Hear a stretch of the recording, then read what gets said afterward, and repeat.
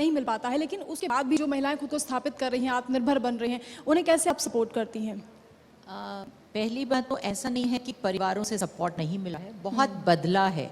और सबसे पहला सपोर्ट जो लड़कियों को, महिलाओं को आगे बढ़ने में मदद कर रहा है वो पेरेंटल सपोर्ट है, वो सिबलिंग का सपोर्ट है। अभी परसों जैसे हम बात कर रहे थे एक बच्चों के कॉन्क्लेव में थी और बच्चों ने लिखा कि लड़कियों को पढ़ाना है, आगे बढ़ाना है, मुझे हेलीकॉप्टर दिया, तो उसमें मैंने एक शब्द ऐड करा कि नहीं बेटा, लड़कों का माइंडसेट बदलना है, उसको समझाना है कि तुम्हारी बहन भी जब स्कूल आई तभी मैं भी उस स्कूल में जाऊंगा। सो पहली बात तो है कि परिवारों का सपोर्ट बदल रहा है, इम्प्रूव हो रहा है। और खाली पतियों का सपोर्ट नहीं चाहिए, ससुराल का सपोर्ट चाहिए, मायका का चाहिए, भाइयों का चाहिए। और एज एम्प्लॉयर हम सबको थोड़ा सा अपना दृष्टिकोण उनके लिए कि वो महिला माँ भी बनेगी जी। और माँ का रोल कोई पिता नहीं निभा सकता कितना भी कोऑपरेटिव हो।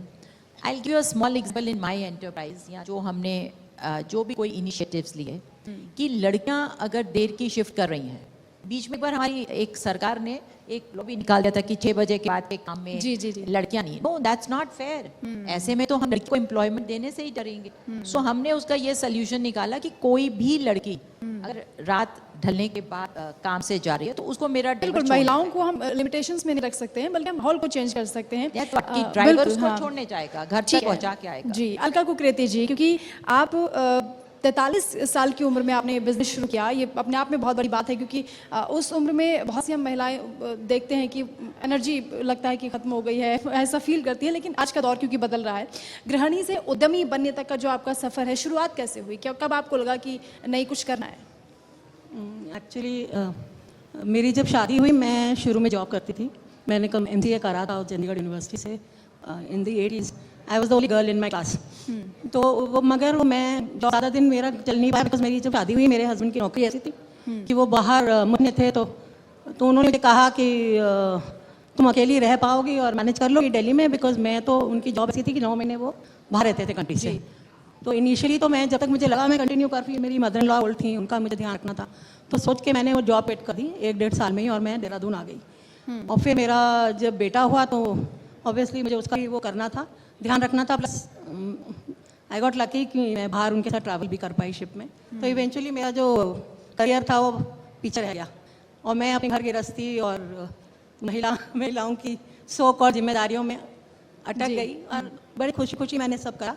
ऐसा मुझे उसका भी मलाल नहीं है कि मैंने ये छोड़ के ये करा। पर जैसे ही मेरा बेटा बड़ा होता गया, मैंने इनफैक्ट शादी के बाद MBA करा और मास्टर्स इन ह्यूमन राइट्स भी करा दिल्ली यूनिवर्सिटी से। तो साथ साथ मैं भी पढ़ती गई, बिकॉज मेरी ग्रेजुएशन के बाद ही शादी हो गई थी, तो मुझे इस बात का बड़ा वो रहता था। बट जब मैंने अपना बाय द टाइम मेरा बेटा 10th 11th पहुंचा, मुझे लगा मुझे भी अब अपने को बिजी रखने के लिए कुछ करना पड़ेगा। And cooking was my passion. मुझे बहुत शौक है खाना बनाने का और various kind of cuisines try करने का, तो इसलिए वो मेरे दिमाग में आया कि इसी लाइन में मैं बट बहुत ज़्यादा पैसा इन्वेस्ट करना। खाने का आपने जिक्र किया, मेरी शौकीन हमारे साथ एक और भी हैं, शिल्पा जी। अब बताइए कि क्योंकि यंगेस्ट एंटरप्रेन्योर हैं आप और पहाड़ की होनहार बेटी हैं, तो आपका बैकग्राउंड हालांकि मीडिया का रहा है, तो कैसे आप बिजनेस का आपने सोचा और रेस्टोरेंट को लेकर कैसे आपने अपने शौक को पेशे में तब्दील किया? बेसिकली जैसे कहते हैं ना, बिज़नेस मेरे लिए बाय चांस हो गया। मैं मीडिया बैकग्राउंड से थी जैसे आपने बताया, और मैं डोमिनोज़ की बहुत शौकीन थी। और एक मुझे जब मैं डोमिनोज़, पिज़्ज़ा हट जाती थी, तो ये इंटरनेशनल चेन्स हैं, तो और मुझे अपनी स्टेट पे रह के ही कुछ यहाँ पे स्टार्टअप स्टार्ट करना था। एंड बेसिकली मेरी जो फैमिली है, मेरे पेरेंट्स लंदन सेटल्ड हैं एंड वहाँ पे हम लोग डोमिनोज़ की फ्रेंचाइजी रन कर रहे हैं। तो मुझे लगा कि इंटरनेशनल ब्रांड को उस पर मेहनत करके उसको आगे बढ़ाने से अच्छा है कि अपनी स्टेट पे अपनी स्टेट का एक ब्रांड हम स्टार्ट करते हैं, जो कि मैं बहुत प्राउडली लिखती भी हूँ, पिज़्ज़ा इटालिया UK का ब्रांड। तो मुझे लगता है कि उन 2 इंटरनेशनल ब्रांड को टक्कर देने में ही वो रेस मेरी स्टार्ट हुई 2016 में। और हमारे 2020 तक 8 आउटलेट्स हो चुके थे देहरादून में, but thanks to COVID shut down करने पड़े कुछ, but again we are starting, और अब 5 आउटलेट हम लोग यहाँ पे रन कर रहे हैं। तो काफ़ी सफलता के साथ आप इस रेस्टोरेंट को आगे बढ़ा रही हैं, अपने बिजनेस को आगे बढ़ा रही हैं। कितना टर्नओवर होता है, कितने लोगों को रोजगार दे पा रहे हैं? अभी करंटली हमारा जो टर्नओवर है वो 3 CR क्रॉस कर चुका है, एंड हमारे साथ 125 लोग जुड़े हुए हैं, और मोस्टली इसमें गर्ल्स हैं, क्योंकि मेरा ये रहता है कि जो फ्रंट फेस है वो मैं गर्ल को बनाऊँ एज ए मैनेजर, क्योंकि मैंने देखा है कि बाहर की लड़कियाँ ना मेहंदी तो बहुत होती हैं, लेकिन फ्रंट में आने में बहुत अभी भी ना उनके अंदर झिझक रहती है। तो उनकी ग्रूमिंग करने में भी हमारा थोड़ा कंट्रीब्यूशन रहता है कि हम उन्हें ग्रूम अप करें। और आप किसी भी इंटरनेशनल चेन्स में जाएंगे तो आप देखिए फ्रंट में हमेशा बॉयज़ होते हैं जो लीड कर रहे होते हैं, जो टीम लीडर होते हैं या जो मैनेजर लेवल पे होते हैं, एरिया मैनेजर होते हैं। तो हमारा फोकस ये है कि हमारे साथ जितनी भी गर्ल्स जुड़ी हैं हम उनको एज एन एरिया मैनेजर या GM उस लेवल पे लेके बिल्कुल, महिला शक्ति को आगे बढ़ाना आपका लक्ष्य है। दिव्या रावत जी, क्योंकि नौकरी छोड़कर आपने मशरूम की खेती करने का ठाना, और क्योंकि आपने न सिर्फ अपने रोजगार को उड़ान दी बल्कि हजारों महिलाओं के भी सपनों को पंख लगाए हैं, क्यों आपने सोचा कि नौकरी नहीं करनी है, खेती करनी है, वो भी मशरूम की खेती? खेती करनी है मशरूम की, और इससे पहले सबसे बड़ा जो मुद्दा, जो सोशल प्रॉब्लम ने उत्तराखंड में पहचानी, है माइग्रेशन।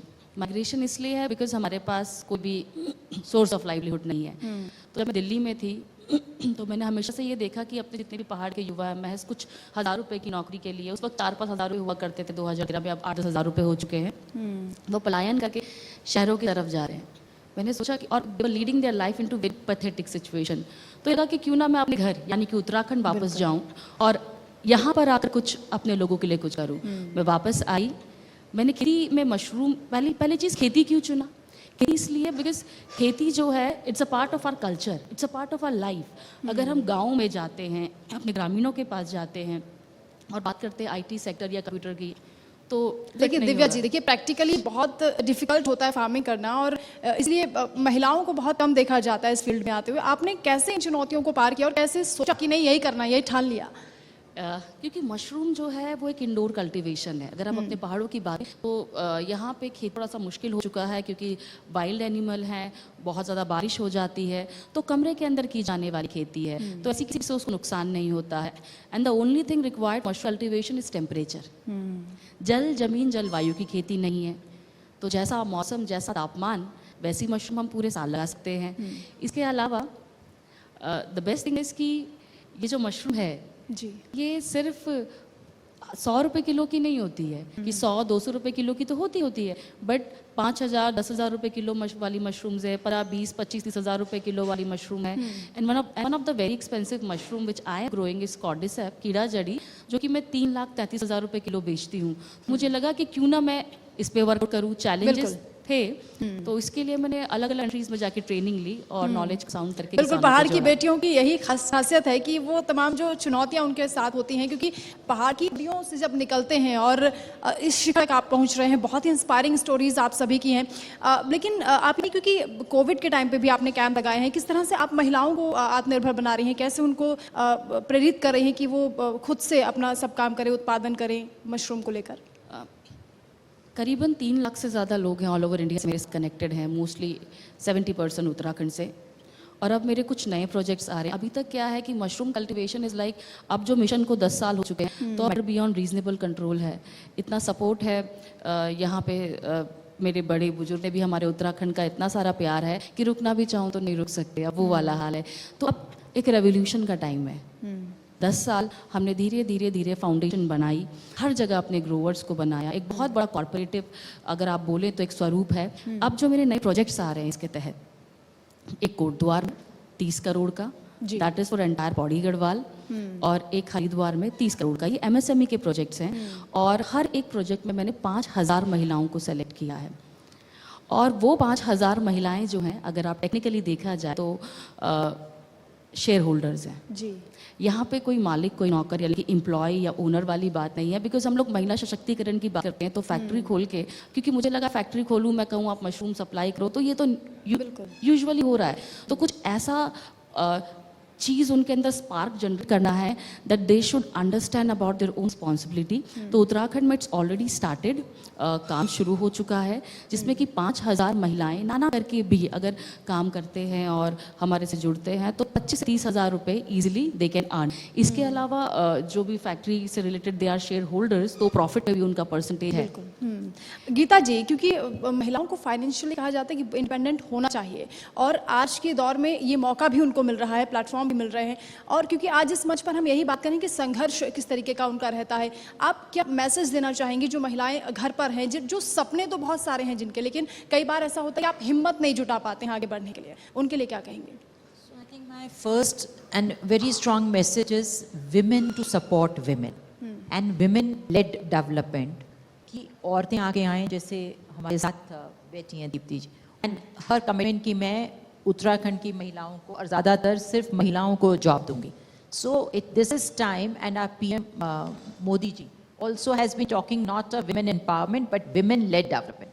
और ये क्योंकि as a doctor I can vouch for it कि biologically हम में empathy, compassion, consideration ज़्यादा है. So जो एक हमने एक narrative बुन रखा कि औरतें औरतों की मदद नहीं करती, I think that's a very false narrative. In fact औरतें ही औरतों की problems को दिल से समझती हैं. बिल्कुल, महिलाओं का मंच है और महिलाओं की बात कर रहे हैं. बहुत अच्छी बात आपने कही कि महिलाओं को ही आगे आना चाहिए, एक दूसरे की हेल्प करनी चाहिए, तभी हमारा जो ये संकल्प है महिला सशक्तिकरण को लेकर वो आगे बढ़ पाएगा. बहुत शुक्रिया आप सभी का हमारे साथ जुड़ने के लिए, इस मंच पर पधारने के लिए. बहुत इंस्पायरिंग स्टोरी है और आज मैं बिल्कुल उम्मीद करूंगी कि इस मंच के जरिए आपने जो अपनी संघर्ष की कहानी बताई है लोग उससे प्रेरणा लेंगे.